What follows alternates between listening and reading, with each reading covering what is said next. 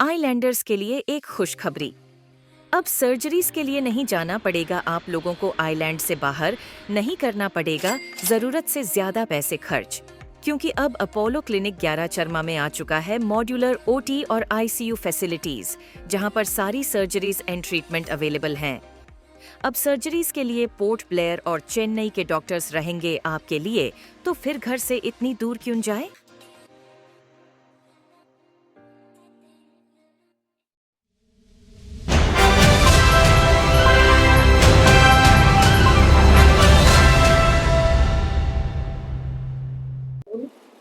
पुनः मैं रिपीट करना चाहूँगा, आप सबका स्वागत।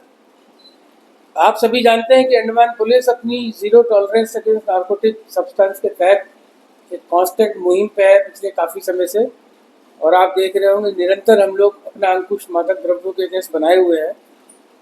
अंडमान भारत सरकार के माननीय प्रधानमंत्री जी का जो नशा मुक्त भारत अभियान है, इसका एक अहम हिस्सा है। और आप इसकी महत्ता इसी से अंदाज़ा लगा सकते हैं कि अभी 3 दिन पहले ही जो नारकोटिक कोऑर्डिनेशन की अपेक्स कमेटी की मीटिंग हुई, इसको माननीय गृह मंत्री जी ने स्वयं चेयर किया। और हमेशा से उनका एम्फेसिस ये रहा है कि होल ऑफ गवर्नमेंट अप्रोच होनी चाहिए।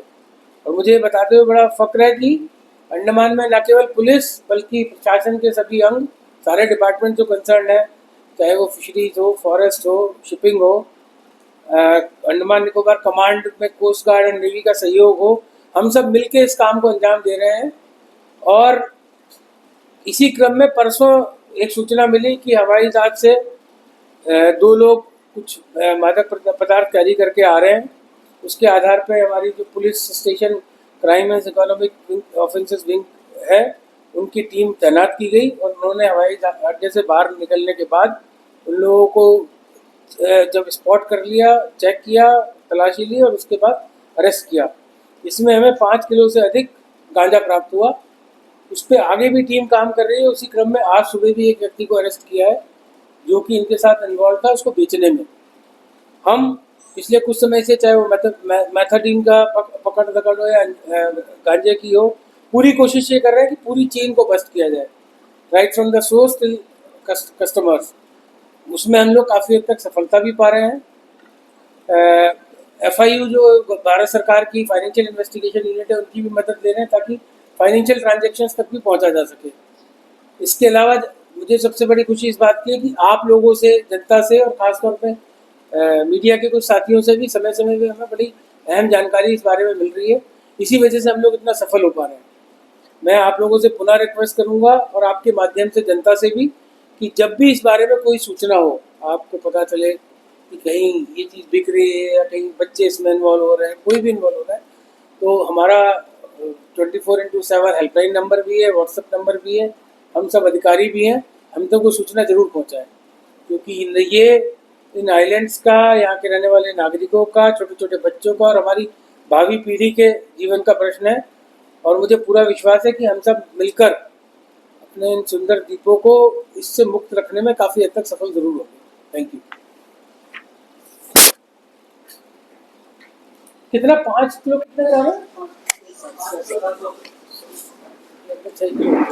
सर एक क्वेश्चन। प्लीज सर, ये बीच में ग्रेट निकोबार आइलैंड में बोल रहे हैं फॉरेस्ट से और बीच के किनारे जो अनक्लेम्ड ड्रग्स मिला, हाँ, जो प्रीलिमिनरी उन्होंने टेस्ट किया उनमें हीरोइन था, हाँ। उसके बारे में कोई अपडेट है सर? क्या उसका लैब टेस्ट वापस आया? क्या एक्चुअल ड्रग था?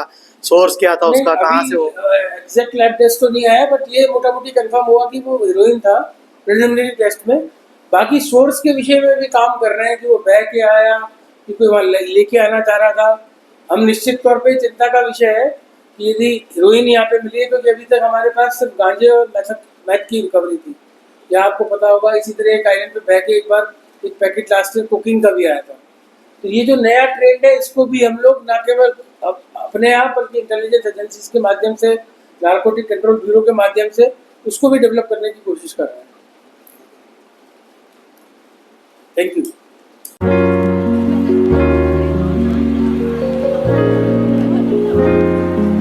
जब यहाँ पे आए, मतलब हर चीज़ का कैरिंग है। इवन जो भी रिस्पांस पूछते हैं, फ़ोन में फ़ोन कॉल करते हैं तो बराबर प्रॉम्प्ट रिप्लाई आता है और बराबर ज़रा सा टेस्ट का रिपोर्ट जो है व्हाट्सएप में आ जाता है, डिले नहीं है। और हमारा ऑपरेशन का तो एक्सपीरियंस बहुत ही अच्छा है। केयरिंग है सब, स्टाफ से लेके डॉक्टर से लेके सब। सब कुछ अच्छे था, बस उतने